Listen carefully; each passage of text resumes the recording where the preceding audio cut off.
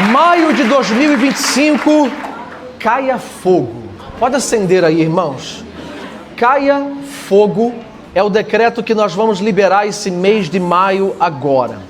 Abra comigo a sua Bíblia, por favor. Primeiro livro de Reis, capítulo 18. Impossível não lembrar dele, né? Primeiro livro de Reis, capítulo 18. Que mês empolgante que nós temos pela frente. Primeiro livro de Reis, capítulo 18.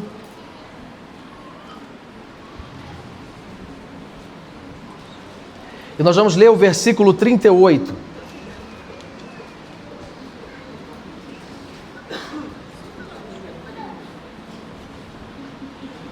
Nós vamos ler na versão King James.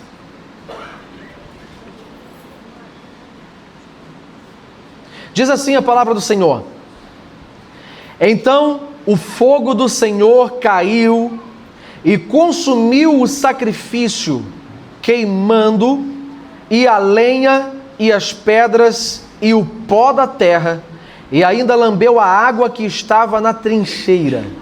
E quando todo o povo viu isto, eles caíram sobre as suas faces e disseram: O Senhor é que é Deus, o Senhor é Deus. Só até aqui. Fecha os teus olhos, Senhor. Obrigado por essa palavra. Obrigado por abrir o nosso entendimento agora e quebrantar o nosso coração. Obrigado, Senhor, que não seja somente uma exposição da Escritura, mas seja algo que venha nos pegar por dentro nessa noite.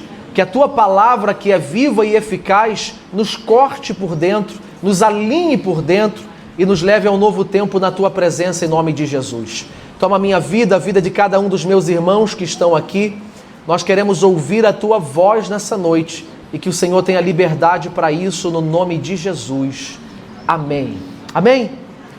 Então, assim, caia fogo nesse mês de maio.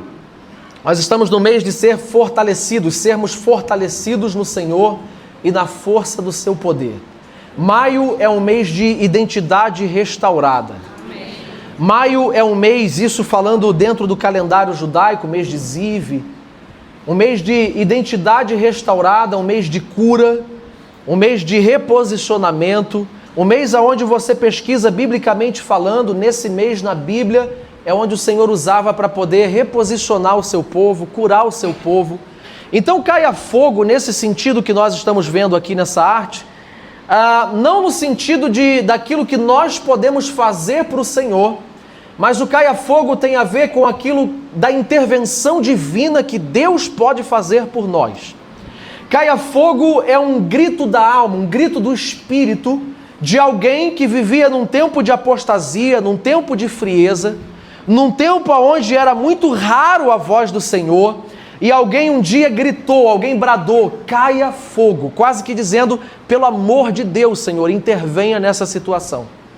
Então caia fogo no mês de maio é um convite do Senhor, na verdade é uma porta aberta do Senhor intervindo em áreas da nossa vida que nós estávamos com pouca força.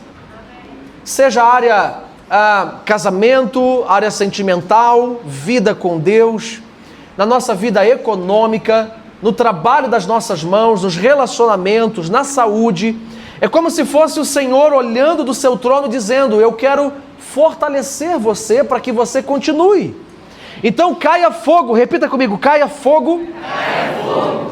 Tem a ver com aquilo que o Senhor vai fazer, vai fortalecer, vai intervir na minha e na sua vida nesse mês de maio. Você acredita nisso? Amém. Então fala muito mais da vontade do Senhor de nos tocar com fogo fresco do que com aquilo que eu posso fazer para Ele. Porque ainda que nós podemos ofertar ao Senhor ou trabalhar para Ele ou fazer qualquer coisa que seja, para trabalhar Ele já tem os anjos, para servir Ele já tem os anjos, mas nós fomos chamados, criados e eleitos para andar em comunhão com o Senhor. Mas às vezes nos falta essa força, porque somos distraídos, porque nos frustramos com alguma coisa, Então é justamente nesse mês que o Senhor diz, eu estou disposto, se você crer, se você se empolgar, se você permitir, eu estou disposto uma vez mais fazer com que fogo caia do céu, com que resposta venha do céu e que isso te anime, te avive por dentro na minha presença. Aleluia! Agora eu quero começar fazendo uma pergunta, se nós temos mais força que o diabo e mais autoridade que o diabo, por que parece que de vez em quando ele está vencendo as batalhas? Se nós, como filhos de Deus, ou como igreja, nós temos mais poder e autoridade que o diabo, sim ou não? Amém. Por que parece dar aquela sensação de vez em quando que as coisas estão agarradas na nossa vida?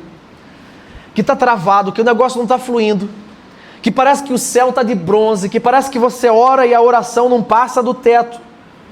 Uma batalha que parece que não rompe no casamento, ter que lidar com uma frieza espiritual que parece que não muda, projetos que parece que só servem para encher gaveta, aquela sensação de que parece que o diabo está levando uma vantagem naquele tempo da nossa vida. Por quê? Se a gente tem mais autoridade, se a gente está no time de Jesus, por quê? A resposta que eu tenho para isso talvez não seja tão agradável. Porque apesar do diabo ser menos, ou melhor, o diabo ele é mais fraco, ele não tem a autoridade que nós temos, porém o diabo ele tem organização, ele tem compromisso e ele tem disciplina. Coisa que às vezes falta para nós que cremos no Senhor Jesus. O diabo tem um time, uma estratégia organizada. E outra, se ele não consegue num dia, ele não fica desanimado. Não é como eu e você que de vez em quando faz uma oração, o Senhor não responde na primeira semana, a gente desanima de orar. Não, se ele não consegue num dia, ele volta no dia seguinte. Ele volta na semana seguinte, no mês seguinte. E a palavra do Senhor diz em Mateus que de tempos em tempos, aquele espírito maligno volta a cirandar para ver como está a casa da onde ele saiu. Sim ou não? Sim. Então as trevas têm organização, têm disciplina, têm resiliência, tem tudo aquilo que às vezes nos falta. É nesses termos, me entenda bem, por favor. Mas eles não têm a autoridade que nós temos. Agora, por que eu estou dizendo isso? Porque há uma guerra espiritual pela tua vida. Há uma batalha espiritual pelo teu casamento. E por que às vezes o diabo quer atacar o casamento? Nem sempre é para separar você do teu marido, você da tua esposa, mas é para atacar as gerações, os teus filhos, os teus netos, a tua casa. Porque a missão dele, quando há uma família constituída, é desestruturar, é bagunçar o lar para ferir a próxima geração. Eu estou falando isso para que você desperte, para que você entenda que nem tudo, ou a maioria das coisas, você não vai resolver na força do braço. Você não vai resolver só trabalhando pra caramba. Trabalhar é importante, dignifica o homem e é adoração a Deus. Mas não é só trabalhar. Não é só estudar. Não é só fazer a sua parte. Existe uma batalha espiritual que alguns crentes têm perdido. Por quê? Por não considerar, por não dar importância a um altar pessoal da sua vida. Existem coisas que já era para você ter vencido. Mas para vencer, você ia ter que precisar de um pouco mais de tempo de vida com Deus. E às vezes a gente prefere gastar mais dinheiro, se esforçar mais, se estressar mais, do que parar 15 minutos antes de ir para o trabalho todos os dias e fazer o nosso devocional. Quantas coisas nós evitaríamos ao longo dos nossos dias se tivéssemos o hábito de buscar a Deus todos os dias. No dia que eu sinto vontade e no dia que eu não sinto. Não pense você que a nossa vida de devocional, que a minha vida de devocional é Deus na terra todo dia, é Deus falando todo dia. Não é. Não é. Talvez de 10 devocionais que a gente faz ao Senhor, 3 tem alguma revelação. Os outros é na força da disciplina. É porque eu preciso buscar ao Senhor. Eu preciso colocar a minha alma e a minha carne submissa a um manual de fé. Porque senão a queda, os ataques, as tentações, o circo que o diabo arma, está logo ali. Quem está entendendo isso? Então, o mundo espiritual é real, e se você esquecer que tem um mundo espiritual, você corre o risco de enfraquecer. Às vezes tu acha que uma consulta, eu não tenho nada contra, mas às vezes você acha que uma consulta com um psicólogo vai resolver a tua crise de ansiedade, ou que algum remédio vai resolver o teu problema. Mas na verdade, talvez seja uma particularidade tua que só vai ser tratada e resolvida com tempo com Deus, com sinceridade com Deus, com voltar a um lugar de depender da voz do Espírito Santo. Aleluia! Agora, a boa notícia é que a gente está no time de Jesus. A boa notícia é que quando a gente é infiel, Ele permanece fiel, porque não pode negar a si mesmo. Agora, isso não quer dizer que a gente vai deixar só Jesus exercendo a vitória dele na cruz e esquecer da nossa parte. A gente precisa aprender a tomar a nossa cruz todos os dias. Por isso que eu comecei falando, 1 de Reis 18, que fala da vida de Elias. E quem foi Elias? Ninguém sabe de onde ele veio, ninguém sabe quem são os pais ou a genealogia de Elias. A gente só sabe uma coisa, que Elias era um profeta considerável da época. Ele é tão considerável que ele apareceu do lado de Jesus, lá em Mateus 17, quando Jesus vai para o monte da transfiguração. Quem aparece do lado dele?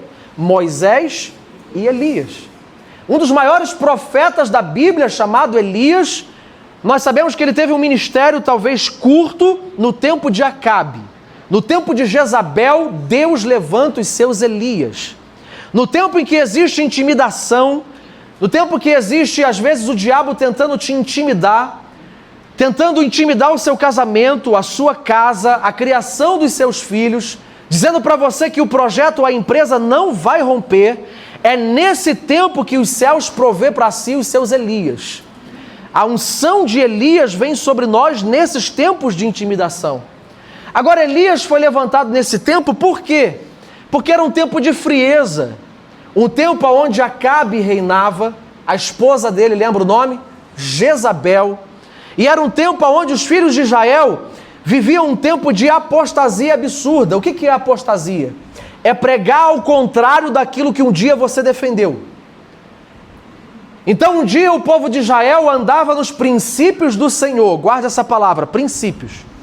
Agora, com o tempo de apostasia, o povo de Israel não somente abandonou os princípios, como começou a fazer algo contrário e pior do que os princípios que o Senhor levantou. Como, por exemplo, sacrificar crianças a Moloque nos montes. Quando você vê a ira de Deus na Bíblia, não ache que Deus é mau, porque o povo, só para você ter uma noção, pegava o primogênito, uma criança, levava para o monte e sacrificava um falso deus chamado Moloque, como oferta. Imagina tu sacrificar uma criança.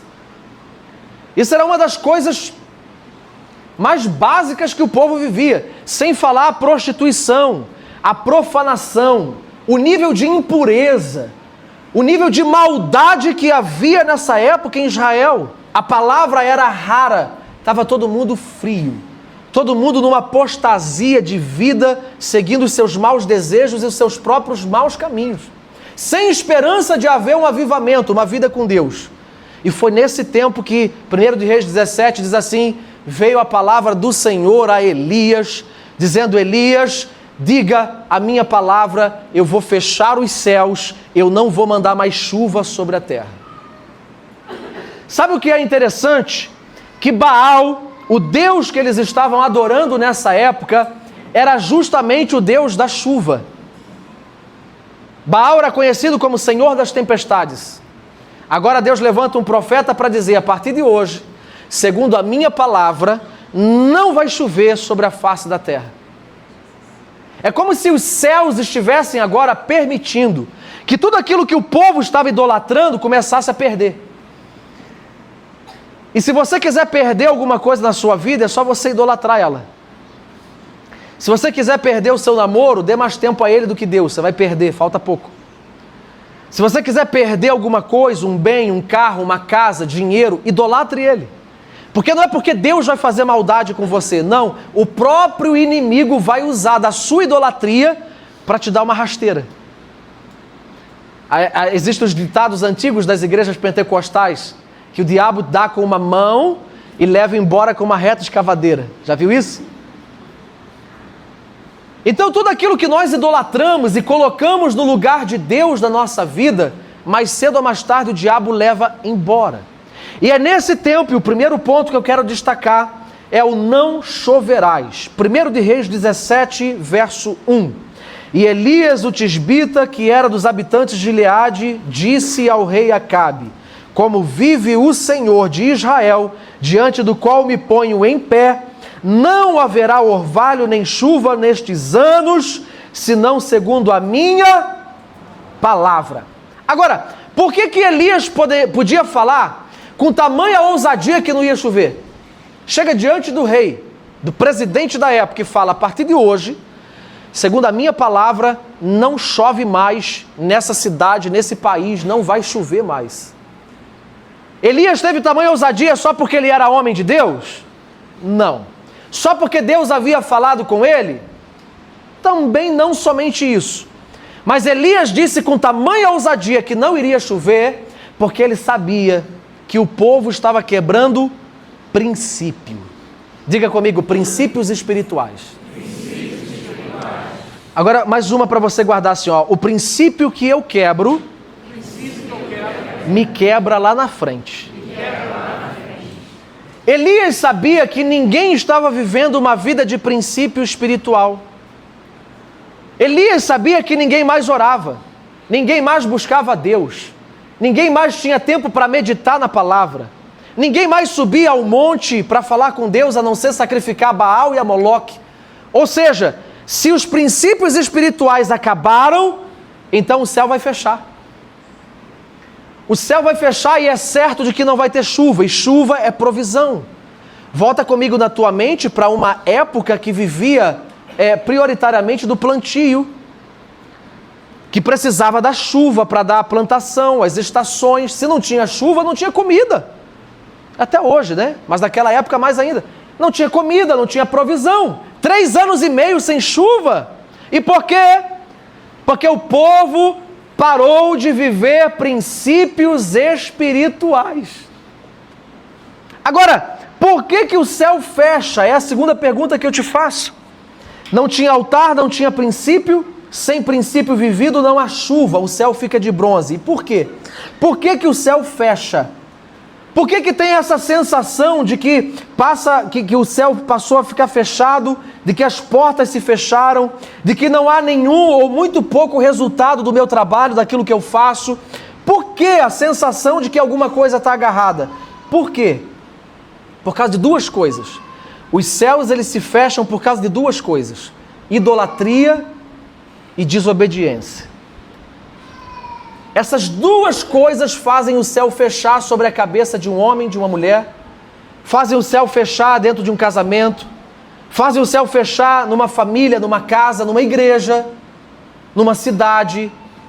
Idolatria e desobediência fecham o céu sobre a minha cabeça. E as 2 coisas estavam acontecendo naquela época, por conta de Baal, a idolatria que eles tinham a Baal e a desobediência a Deus que eles praticavam, oferecendo seus próprios filhos para serem queimados. Aí você diz assim: longe de mim, eu nunca fiz uma coisa dessa, nunca adorei Baal, nunca servi a nenhum demônio, nunca ofereci meus filhos para nenhum espírito maligno, eu não sou idólatra e nem desobediente.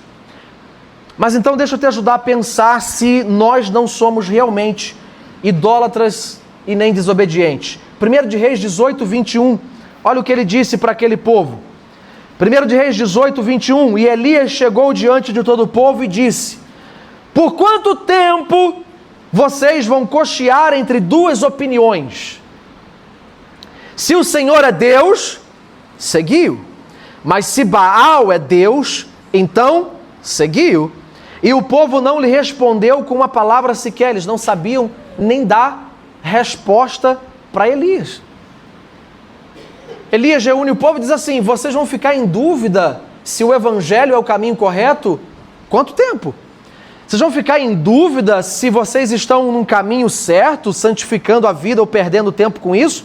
quanto tempo vocês vão ter dúvida na mente de vocês?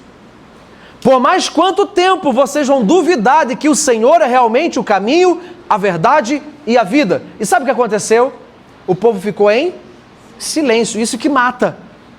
Porque o povo poderia pelo menos chorar e dizer, nos ajuda então a voltar a crer. Mas o povo não tinha nem força para chorar. Por quê? Uma vida de apostasia todos os dias te faz ficar cético, frio, perder o temor. E a pior coisa que existe para um homem ou para uma mulher é quando ele perde o temor da presença de Deus. Irmão, pode vir qualquer pastor aqui, qualquer profeta, a pessoa não tem mais temor. Os pastores gastam 2 horas de gabinete pastoral, a pessoa perdeu o temor, não vai ouvir mais ninguém, não tem lágrimas, o coração está seco. Era o que estava acontecendo com aquele povo. Agora, vamos trazer para a nossa vida hoje. Eu não adoro Baal, eu não sou idólatra nem desobediente, mas algumas perguntas só para você pensar. Quem é o Deus da tua vida? Você vai dizer, Jesus. Não, mas calma, deixa eu completar. Quem é o Deus da tua vida no dia mau? Quem é o Deus da tua vida no dia que as coisas dão tudo errado? Você diz, é Jesus. Será? Porque dá tudo errado, é o dia mau, ao invés de você levantar um altar de adoração, xinga, murmura, esperneia, briga, enche a cara, faz qualquer outra coisa, menos levantar um altar a Deus. Quem é o Deus da tua vida no dia mau, quando as coisas dão erradas? Quem é o Deus da tua vida agora, no dia da fartura? Porque tem o oposto, né? Tem gente que no dia mau desvia. Deus esqueceu de mim, porcaria também, que vou embora. E tem gente que no dia da fartura que desvia. De pastor, não tem nem tempo de ir na videira. Deus me prosperou tanto que eu não posso, nem no culto eu estou dando conta de ir. De tanta prosperidade que Deus me deu. Será que foi Deus que abriu a porta, irmão? Será que foi Deus que trouxe mesmo esse curso, essa faculdade? A pós-graduação, o mestrado? Será que foi Deus que te ocupou tanto assim?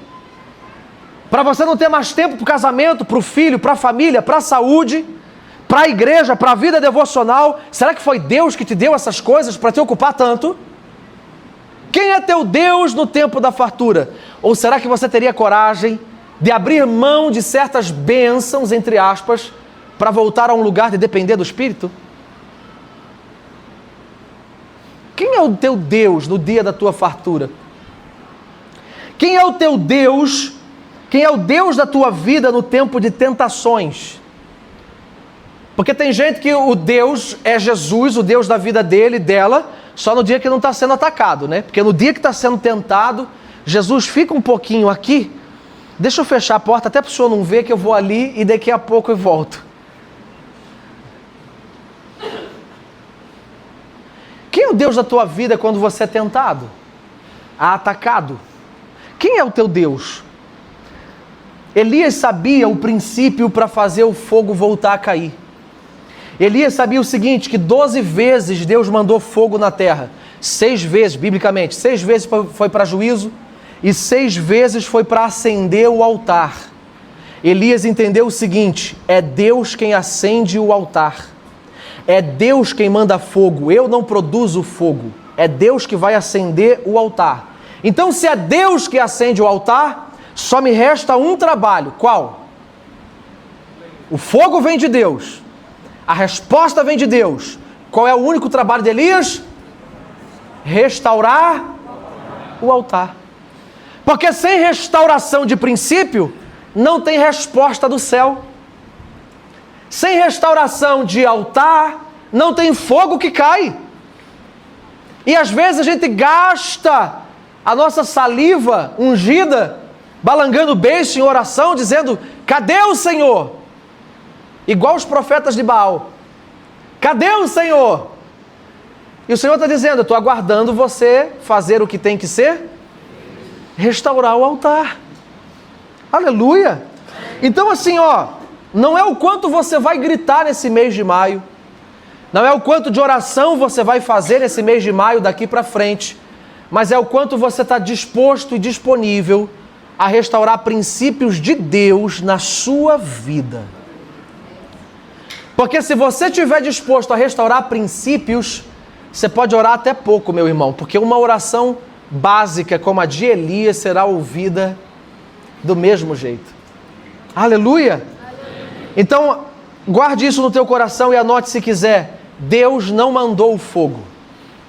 Deus recebeu um altar restaurado. Deus não mandou fogo. Ele só veio receber o sacrifício. Muda um pouco o entendimento que a gente tem, né? Deus mandou fogo. Não, ele veio receber um altar que uma pessoa gastou tempo e se dedicou a restaurar. Foi isso que Deus veio fazer. Agora, o segundo ponto que eu quero destacar é o seguinte, que a presença de Deus não se produz, mas os ambientes sim. Eu não tenho como produzir poder, presença de Deus e unção, mas eu posso consertar ambientes estragados na minha vida. Eu posso preparar ambientes para o Senhor ser atraído para Ele. Ambientes podem ser consertados, você entende isso? Por isso que assim, agora ele está no monte com 450 profetas. Ele subiu lá, veja, primeiro ele fala com o rei que não ia chover, passa 3 anos e meio, agora ele está no Monte Carmelo, ele diz, Acabe, manda chamar a profetada toda de Baal, e sobe 450 profetas, o dobro de pessoas que está aqui nessa igreja hoje. Sobe para o monte com Elias, imagina a cena. Agora Elias diz o seguinte, vocês, profetas de Baal, vão tentar orar ao Deus de vocês, e eu vou orar ao meu Deus. O Deus que responder com fogo, esse aqui é Deus. E aí começa, 450 pessoas, intitulado profetas, começa a cirandar o altar que tinha feito, do jeito deles, a gritar, espernear, se cortar, derramar sangue, fazer tudo que você imaginar. Estavam em jejum também, mas as horas foram se passando e nenhuma resposta de Baal. Elias até zombou da cara deles, grita mais alto, deve estar dormindo. Agora, por que não adiantou? Porque eles não tinham princípios espirituais estabelecidos na vida dele. Não adianta o jejum, não adianta o gritar, não adianta o orar, não adianta o subir no monte, se eu não restauro princípios do perdão, princípio de uma vida de santificação, princípio de uma vida de se eu mentia, não minto mais, se eu roubava, não roube mais, antes trabalha, faça com a tua mão o que é digno, princípio de se apartar do mal, de tirar da tua vida o que é injusto, princípio, Bíblia, palavra de Deus, porque senão nós estamos jogando palavras ao vento. Agora Elias, quando foi orar, ele gastou a maior parte de tempo dele. Deixa eu repetir a oração que ele fez. Olha o que ele fez, verso 36. E sucedeu na hora da oferta do sacrifício do anoitecer, que Elias o profeta aproximou-se e disse então, Senhor, olha a oração dele, intercessão de 2 horas. Senhor, Deus de Abraão, Isaque e de Israel, que seja conhecido neste dia que tu és Deus em Israel e que eu sou o teu servo e que tenho feito todas estas coisas mediante a tua palavra. Ouve-me, ó Senhor, ouve-me, para que este povo saiba que tu és o Senhor Deus e que tu tens feito voltar o coração dessas pessoas novamente para o Senhor. Então o fogo caiu do céu. Não deu 30 segundos de oração. 30 segundos de oração e o céu rasga e cai fogo no altar de Elias. Por quê? Por que ele não teve que interceder 300 horas? Por que ele não teve que fazer nenhum jejum? Uma oração de 30 segundos o céu abriu. Porque o altar já estava restaurado. Porque o princípio estava em dia. E foi Jesus que disse assim, a oração do Pai Nosso. Se você perdoar, princípio, aqueles que têm ofendido vocês, o Pai também vai perdoar, as suas orações serão ouvidas. Mas se vocês não perdoar, quebra de princípio, nem fala com Deus. Fica na tua amargura. Mas tenha senso e vergonha na cara. Não ore. Em outras palavras, segundo as minhas, não a de Jesus. Porque se você não está disposto a aplicar princípio, para de jejuar. Para de orar. Você não quer o princípio, você não quer o evangelho, você quer o que Deus pode fazer. Não. Aqui não é o lugar. Não vendemos o evangelho aqui. Não tem pacotão do sal grosso aqui. Não tem. Ou você vai transformar a tua vida, claro, sabendo que nós somos falhos, pecadores, homens que erram também, mas com sinceridade. Eu preciso de ajuda, eu preciso me arrepender, eu sei que a minha casa não está em ordem, eu sei que eu não estou tendo disciplina de oração, eu sei que o meu casamento está uma bagunça, eu sei que a minha vida sexual está toda estourada, eu preciso de ajuda. Irmão, sinceridade, pelo menos sinceridade é o primeiro passo. Pelo menos verdade é o primeiro passo. Você não precisa ser perfeito, você precisa aprender a ser verdadeiro. Deus não responde oração bonita, Deus responde oração sincera. E quando a gente é sincero e se quebra perante o Senhor, então, apesar do problema que você tenha arrumado, do pecado que você tenha cometido, não importa. Se você está sendo sincero e verdadeiro, é Ele quem desce para te ajudar. É Ele quem manda fogo do céu para receber a tua sinceridade. Aleluia. Vida de sinceridade. Restaurar o altar. Princípios. Deixa eu te dar alguns exemplos aqui, por favor. Por exemplo, nós oramos repetidamente por algo, mas ainda sem perdoar quem nos ofendeu. Por que você está orando? Quanto mais você ora, mais Jesus bate na porta dizendo, perdoa, para que eu possa te ouvir. Jejuamos por uma grande bênção ou virada de chave, mas sem aplicarmos uma vida de fidelidade nas ofertas. Deus, prospera a minha empresa, não tem fidelidade na vida. Não consegue ser fiel com o que ganha, como Deus vai te dar milhões? Não consegue organizar o tempo da empresa, remir o tempo, como que Deus vai te dar uma empresa maior? Clamamos a Deus por uma mudança no casamento, mas sem querer aplicar o que a Bíblia diz sobre o casamento. Deus, muda meu casamento, você vai ser submissa ao teu marido? Deus, muda a minha casa, você vai ser o marido que se entrega pela esposa? Porque senão não peça transformação. Sem querer aplicar princípio, não ore, não peça a Deus. Queira o que a Bíblia diz. Aplique princípio. Queremos ser curados na mente, no corpo, na alma. Olha essa. Mas sem abrir mão daquilo que nos adoeceu. Me cura, Jesus, da alma. Ok, rompe essas amizades, não quero. Então continua doente. Para de frequentar certos lugares, não quero. Então continua enfermo. Continua. Na vida depressiva, ansiosa, as amizades estão te levando para o inferno. Continua então. Sem aplicar certos princípios, ontem falamos dos rolês da vida aqui no culto da Wave. As más companhias corrompem os maus, os bons. As más companhias corrompem os bons costumes. Princípio. Teu pé seja raro na casa do teu próximo. Olha Deus descendo no culto. Para que ele não venha se enfadar de ti e passe a te odiar. É Bíblia. Um irmão me ofendeu, é claro, você não sai da casa dele toda semana. Todo final de culto tem que ter um pós-culto, tem que lanchar, a pessoa daqui a pouco está te odiando. Coisa boa é a pessoa sentir saudade. Coisa terrível é a pessoa falar, Jesus, mata ele, por favor. Leva embora, Senhor. Princípio da Bíblia. Daqui a pouco está caindo em fofoca, está falando mal dos outros, está olhando com cara fechada no culto. Ah, irmão, pelo amor de Deus, princípio espiritual. Queremos viver encontros poderosos com Jesus, mas sem uma constância de fé. Abriu a Bíblia essa semana, irmão? Abri no culto, domingo. Deus falou ali, poderoso, mas de segunda a sábado foi horrível. Como que a nossa fé vai estar em dia se eu não sustento a minha constância de fé durante a semana? Irmão, não tem fórmula mágica, pelo amor de Deus, não tem. Tem muitas pessoas hoje que estão como os profetas de Baal. gritando, gritando, gritando, se cortando, se ferindo, achando que Deus não está mudando a minha vida, quando na verdade você está esperneando à toa, sem cumprir princípio espiritual. A oração é consequência de um princípio restaurado, de um coração que se arrependeu. Aleluia!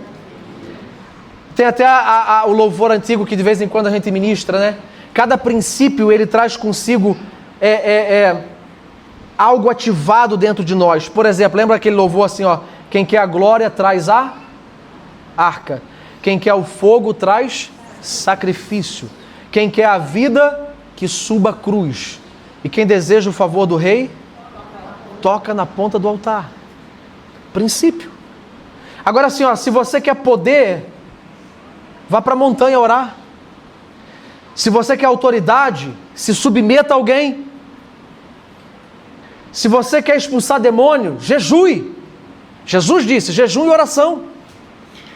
Agora, se você quer voltar a crer, volte a ler Bíblia. Medite na palavra de dia e de noite. E se você quer prosperar, aprenda a semear e oferte. Princípio. Cada princípio, para cada tipo de colheita, existe um tipo de semente espiritual que você precisa plantar para mover o sobrenatural na tua vida. Para cada tipo de colheita, há um tipo de semente. Aleluia! Mas aí às vezes a gente entra na frustração. Se frustra com pessoas, com amizades, com igreja, com pastores, com liderança. Aí a gente, sem perceber, começa a deixar o nosso coração perder o ânimo, perder a fé. E por causa da frustração, vê se eu estou falando besteira aqui. Por causa da tristeza que a frustração trouxe, a gente acha que não vale mais a pena viver princípios. A gente usa aquela desculpa, eu também sou filho de Deus. Olha o que fizeram comigo. Eu não tenho atenção aqui nesse lugar. Fizeram mau uso de princípios, e não é porque alguém fez mau uso de um princípio que o princípio deixou de ser. Fizeram com você, beleza, uma pessoa ferida te feriu, você vai ficar ferido também? Você vai ficar machucado a vida inteira? Frustrado a vida inteira, sem levantar, sem andar, sem sarar a tua fé? Isso não é vida de Jesus para você. Agora, qual é o perigo disso? O problema é quando a gente serve a Deus e se entrega às pessoas.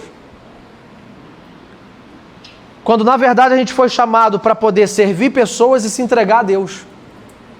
Esse é o problema, tu quer se entregar a pessoas e servir a Deus. Se entrega a Deus e sirva a pessoas. Você protege o teu coração das frustrações. Porque senão, olha o que acontece conosco aqui, ó. Quando a gente cansa, o problema de cansar ou se frustrar é aquilo que eu perco na minha frustração. Deixa eu embasar isso para você. Apocalipse capítulo 2, rapidamente. Apocalipse capítulo 2.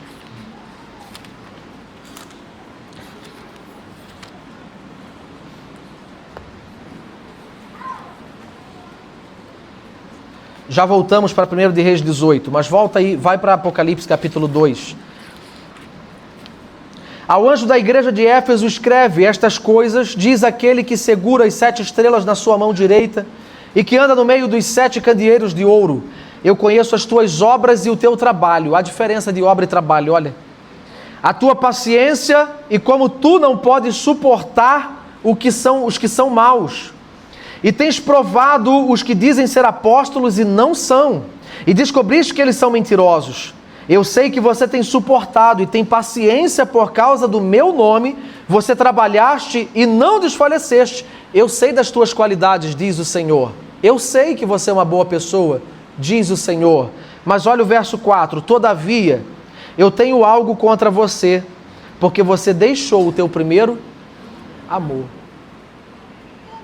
Olha a frustração que vem nos primeiros 3 versículos. Você viu os apóstolos que estavam mentindo, você viu os homens injustos falando no meu nome, você descobriu que essas pessoas eram mentirosas. E como você é uma pessoa que ama a justiça, você é uma pessoa que me ama, que quer ir para a glória, ponto para você, parabéns. Só tem uma coisa, que mesmo você sendo justo, agora você está andando dentro da igreja sem amor. Você perdeu o primeiro amor. De tanta frustração que você teve. E sabe o que é sucesso para Deus? Guarda isso e nunca mais esquece. Sucesso para Deus não é aquilo que você conquista. Sucesso para Deus é aquilo que você não perde, mesmo com o passar do tempo. Passou o tempo e eu não perdi a fé. Passou o tempo e eu não perdi o fogo.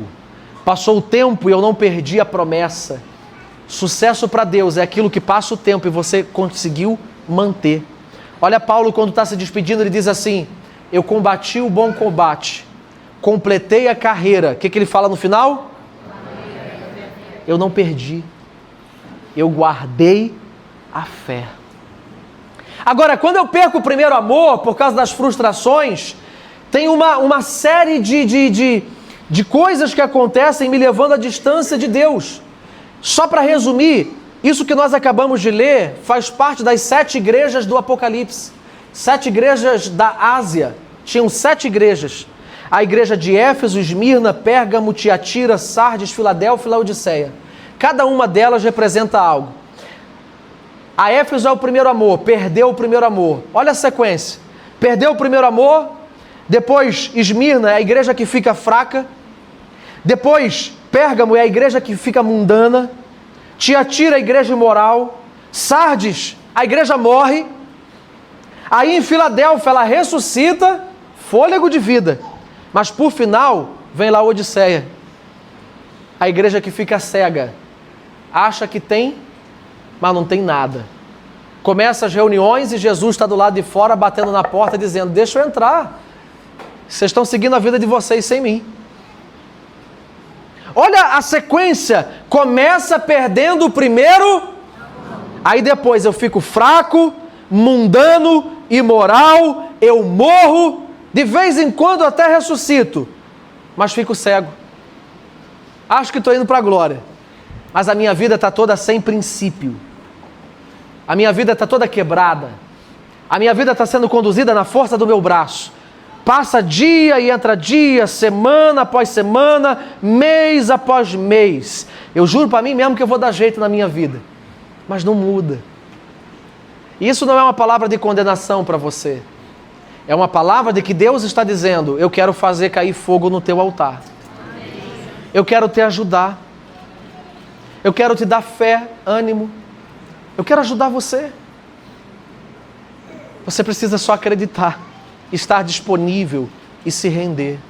Último ponto para a gente fechar, para a gente encerrar. Crendo que há um plano de restauração acontecendo nesse mês.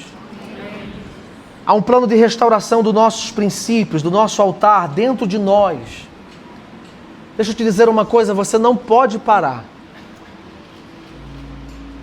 Você não pode parar. Existe um plano das trevas para que você pare. Existe um plano do diabo para que você desista. Mas vamos lá, meu amado. Você está no mundo, o mundo jaz no... Você está lidando com gente todos os dias, vai tomar burdoada, está tudo bem, mas você não pode parar. Há um plano de restauração para mim e para você. Agora, o último ponto é o seguinte: o altar está aí dentro. Por quê? Lá na época de Elias, o altar estava no Monte Carmelo. Ele gasta um tantão de tempo ali restaurando. O que ele faz? Ele pega as 12 pedras, representando os 12 patriarcas de Israel. Ele pega o novilho, corta, ele coloca a lenha, manda molhar 3 vezes. A água era preciosíssima na época, 3 anos sem chover, ele pede água como oferta. Ele restaura, ele gasta tempo. Ele dá o que era de mais precioso na época. Ele volta a primiciar, ele volta a acordar mais cedo, ele volta para uma vida de devocional. Ele começa a restaurar as pedras, ou seja, eu vou pedir perdão para quem eu tenho que pedir, eu vou romper aquilo que eu tenho que romper, eu vou pagar aquilo que eu tenho que pagar, ou pelo menos ligar e dar uma satisfação, eu não vou fugir mais. Eu vou honrar o meu nome, o bom nome de Jesus na minha vida, eu vou gastar tempo restaurando o meu altar. Ele gasta tempo, depois 30 segundos de oração resolve tudo. Mas ele gasta tempo restaurando o altar. Estava no Monte Carmelo. Agora, hoje, o altar está aqui, ó. Dentro de nós, dentro de você. Deixa eu embasar isso para você entender melhor e dar glória a Deus comigo no final. Abra comigo e acompanha, por favor. Volta a 1 de Reis 17, do 8 ao 14. 1 de Reis 17, do 8 ao 14. Olha o que diz. Meu Deus. E a palavra do Senhor veio até ele dizendo: levanta-te, Elias, vai para Serepta, a qual pertence a Sidom, e habita ali. Eis que tenho ordenado a uma viúva que te sustente. Assim ele se levantou e foi para Serepta. E quando chegou ao portão da cidade, eis que a viúva estava lá juntando gravetos. Imagina a cena. Uma época que a mulher não era reconhecida em nada se não tivesse marido. Agora é uma viúva, tem uma criança pequena. Elias encontra com ela e ela está pegando alguns gravetos no chão. Monta essa cena na tua cabeça. E ele chamou e disse: retira para mim, rogo-te, um pouco de água em um vaso, para que eu possa beber. Já pediu algo precioso, água. E enquanto ela estava indo retirá-lo, ele a chamou e disse: traze-me, rogo-te também, um bocado de pão em tua mão. Aí ela vira e disse, você vai entender a mensagem profética que tem nisso aqui. Ela vira e disse assim, ó. Ela disse: vive o Senhor teu Deus, que nem um bolo tenho, senão um punhado de farinha. Diga comigo, um punhado de farinha. Guarda isso. Eu tenho um punhado de farinha em uma vasilha e um pouco de azeite, diga azeite, em um cântaro. E eis que o que? Eu estou ajuntando 2 gravetos para que eu possa entrar, prepará-lo para mim e para o meu filho, para que possamos disso comer e depois morrer. Era a única expectativa que ela tinha. Mas o que Elias disse? Elias lhe disse: não temas, mulher, você está achando que é o fim, mas o rei tem mais um movimento. Não temas, faz como você falou, mas faz também primeiro para mim um bolo e traz aqui, e depois faz para ti e para o teu filho, porque assim te diz o Senhor, Deus de Israel: a barrica de farinha não se consumirá, tampouco do cântaro o azeite te faltará, até o dia em que o Senhor abrir os céus e chuva cair novamente sobre a terra. Agora vamos embasar o que está acontecendo. Por isso eu mandei você repetir: punhado de farinha e azeite. Porque o que está acontecendo? Lembra que eu comecei dizendo, Elias disse que não iria chover porque ele sabia que não tinha altar, não tinha princípio. Todos os altares da época estavam comprometidos para Baal. Se não tinha altar, não tinha como prestar culto. Se não tinha como cultuar, não tinha como ofertar. Por que você está falando de oferta? Porque aquela mulher tinha guardado até aquele momento oferta. Levítico capítulo 2, coloque na tela por gentileza. Levítico capítulo 2. Olha o que diz. Se alguém oferecer ao Senhor uma oblação, uma oferta de cereal, terá de ser da melhor, sobre ela derramará azeite e colocará, deixa na tela, oferta de oblação, Levítico capítulo 2, depois leia ele todo. É uma das ofertas que a pessoa pobre trazia para o Senhor para honrá-lo. Oferta de manjares é quando a pessoa separava farinha, azeite e incenso e trazia até o sacerdote para dizer assim: eu não tenho mais nada na minha vida, eu dependo do Senhor, eu honro o nome do Senhor na minha vida. É uma prefiguração de Cristo. Agora essa mulher, no tempo de Elias, ela está guardando a farinha que tinha. E por que eu falei para você repetir punhado? Porque como que era ofertado na época do sacerdote? A pessoa trazia a vasilhinha assim, ó, na mão dela, com um pouquinho de farinha que ela tinha. O sacerdote separava aqui esses 3 dedos. Ele punhava assim, desse jeito que está aqui, ó. Ele ajeitava com o mindinho e com o polegar. e ele jogava no fogo, oferta oferecida ao Senhor. Quando aquela mulher diz, eu não tenho senão um punhado de farinha, ela está dizendo para Elias, eu não tenho senão a oferta que eu guardei até hoje, para entregar ao Senhor, mas cadê o altar para ofertar? Não tem altar, eu não posso adorar a Deus. Por isso Elias entra e diz, mulher, o altar está diante de você. Por quê? Não tem altar, meu Deus, não tem altar lá no Monte Carmelo, não tem altar nas montanhas, mas mulher, eu preservei a minha fé, eu sou o altar do Senhor vivo diante de você. Eu sou a prefiguração de Cristo que chega no teu poço para mudar a tua história. Mulher, a tua perspectiva é de morrer, de comer e morrer você e seu filho. Mas o Senhor, o maravilhoso, chegou para mudar a tua história. Elias era o altar. Por que você acha que ele diz, faz o bolo que eu vou comer, mulher? Porque a hora que eu comer, Jesus muda a tua história. A tua oferta vai cair no altar que o Senhor preservou e guardou para Ele, mulher. Meu Deus! Quando aquela mulher então vai, ela pega aquela oferta que ela tinha separado, ela traz o punhado de farinha, ela traz o azeite. Elias era o altar, nós somos o altar hoje do Senhor. E nós estamos recebendo um convite para sermos restaurados por dentro. Porque existem viúvas no teu trabalho que vai encontrar com você. Existem viúvas lá fora, na faculdade, na escola, que vai encontrar com você. E adivinha, quando encontrar com você, você será um altar restaurado do Senhor. Você vai mudar a história de pessoas através da tua vida. Por isso que é tão importante você não parar nas suas feridas. É tão importante você hoje querer dar um passo de mudança. Porque tudo que Jesus tem para fazer em você e através de você é para mudar a história de famílias, de jovens, de pessoas. Por isso tu não pode parar na artimanha do diabo. Tu não pode parar nas guerras, nas lutas, nas tentações. Tem um plano do céu para você. Agora escuta.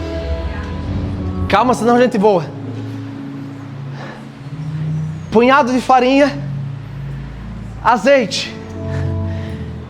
Mas a oferta para completar tem um terceiro ponto.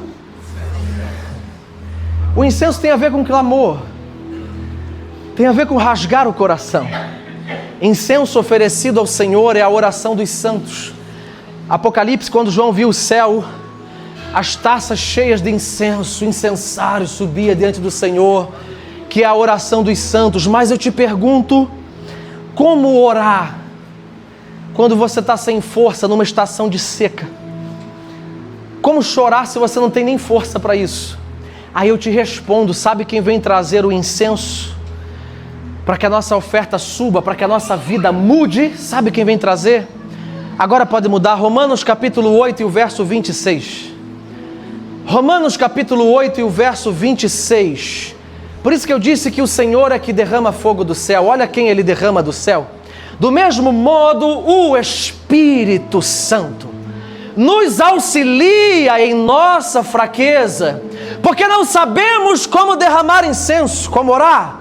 No entanto, o próprio Espírito Santo intercede por nós, com gemidos inexprimíveis, impossíveis de serem expressos por meio de palavras. O que acontece? Quando eu me disponibilizo em pegar a farinha, o azeite, o pouquinho que eu tenho, o Espírito Santo diz, tá bom, agora eu entro, tá bom, agora eu te fortaleço, eu te capacito, eu mudo a tua história, porque eu só preciso que você dê o primeiro passo. Eu só preciso que você rasgue o coração comigo, porque quem vai mudar sou eu. Quem vai trazer transformação para a tua vida sou eu, é o Espírito Santo que muda. É o Espírito Santo que te capacita. Agora volta para aquela arte, pelo amor de Deus. Caia fogo. Em 1 de Reis 18, o fogo caiu. Mas você acha que tipo de fogo é esse que restaurou o altar? Porque olha para mim aqui. É o Espírito Santo quem convence do pecado, da justiça e do juízo. Vamos de novo. O Espírito Santo convence do pecado, da justiça e do juízo. Quando cai o fogo, as pessoas colocam o rosto na terra e eles falam o seguinte: só o Senhor é Quando caiu o fogo, a nação inteira aceitou Jesus. Agora quem é o fogo? Atos dos Apóstolos, capítulo 2. Estavam todos reunidos no mesmo lugar, aguardando a promessa de que Jesus havia falado. Quando de repente sobreveio do céu um som, como de um vento impetuoso, e foi visto o fogo que caiu em Elias outra vez, e foram vistas repartidas línguas como que de fogo, que pousou sobre cada um daqueles homens, transformou a vida deles, e eles passaram a falar em outras línguas, conforme o Espírito lhes concedia que falasse. É o Espírito Santo que traz fogo, é o Espírito Santo que traz mudança, é o Espírito Santo que te faz se arrepender de pecado. É dele, somente por ele, que nós podemos viver transformação. E eu quero orar com você nessa noite. Fecha sua Bíblia, fique de pé comigo. Eu quero crer que o Espírito Santo mais uma vez está aqui. Guarde as suas coisas. Pode parecer difícil, você pode dizer consigo mesmo, é difícil retornar. É difícil para mim e para você, mas se o Espírito Santo te ajudar, se o Espírito Santo segurar na tua mão aí agora, se o Espírito Santo te convencer, você pode viver transformação nesse mês de maio. Por favor, você que pode, feche os seus olhos. Você que pode, ora comigo nessa noite. Pai, nós oramos no nome de Jesus Cristo. Obrigado pela Tua palavra tão poderosa nessa noite. Espírito Santo de Deus, obrigado agora por vir, na verdade por tomar conta do nosso interior, porque o Senhor está aqui. Nós queremos nos render agora por completo à Tua presença, à Tua palavra ministrada. E nós queremos Te pedir, faça as mudanças necessárias em nós. Opere as mudanças necessárias em nós, Senhor. Nós queremos restaurar agora princípios da nossa vida, princípios da santidade, princípios da vida devocional de oração, princípios de uma vida de perdão, de discipulado, princípios de buscar o Senhor no dia mau e no dia bom. Ei, Senhor, nós queremos restaurar a nossa fé agora no Senhor. Nós queremos declarar a nossa alma, não é você quem nos governa, é o Espírito Santo que nos governa. Nós queremos declarar a nossa mente, descansa no Senhor agora, entra em ordem agora diante do Senhor. Ei, nós liberamos palavra do alto sobre a nossa vida, Senhor. Nós fazemos valer tudo que foi ministrado nessa noite e declaramos que a partir de hoje nós não andaremos segundo a nossa vontade, segundo a força do nosso braço, mas nós andaremos segundo a Tua palavra, andaremos segundo o Teu Espírito Santo, andaremos segundo a vida que o Senhor tem para nós.